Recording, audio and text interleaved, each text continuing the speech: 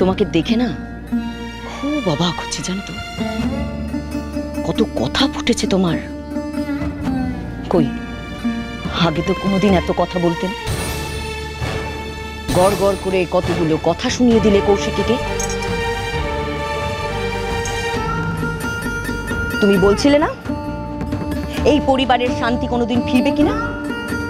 কি করে ফিরবে বলো তো? দিন দিন যা পরিস্থিতি হচ্ছে এই পরিবারের, সবার ডানা গজিয়েছে, সবার ডানা গজিয়েছে। নিজেকে দিয়ে বুঝতে পারছো না? এটা কি ধরনের ব্যবহার তমালিকা? আমায় ক্ষমা করো মা, আমি চিরকাল সবকিছু মুখ বুজে মেনে নিয়েছি, কোনোদিনও কোনো অন্যায়ের প্রতিবাদ করতে পারিনি। কিন্তু আজকেও যদি আমি চুপ করে থাকি না মা, সেটা অন্যায় হবে। আবির কিন্তু নিজের ইচ্ছাতেই ঝুমুরকে বিয়ে করেছিল, কিন্তু তারপরে ওই মেয়েটা এই বাড়ির বউয়ের মর্যাদা পেল না মা। এটা অন্যায় নয়? আমি, তুমি, কৌশিকী, আমরা তো মেয়ে। আমরা যদি একটা মেয়ে হয়ে অন্য একটা মেয়ের কষ্ট অপমান না বুঝি, তাহলে কে বুঝবে বলো তো? না মা, আমরা ঝুমুরকে ভাসিয়ে দিতে পারি না। এটা অন্যায় মা, এটা পাপ। আর তোমরা তো আমার মুখ বন্ধ করে দিলেই। কিন্তু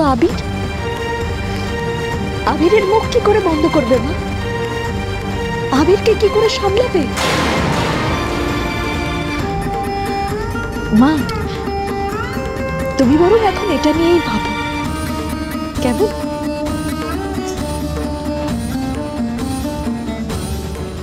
সবার শুধু ন্যায় বিচার, বাড়ির সম্মানের সব নিয়ে মাথা ব্যথা। আমার ছেলের জীবনের কারো কাছে কোনো মূল্য নেই। আমার ছেলের জীবনটা যেন ফেল না। কাকিমণি প্লিজ তুমি টেনশন করো না, তুমি পুরো ব্যাপারটা আমার উপরে ছেড়ে দাও।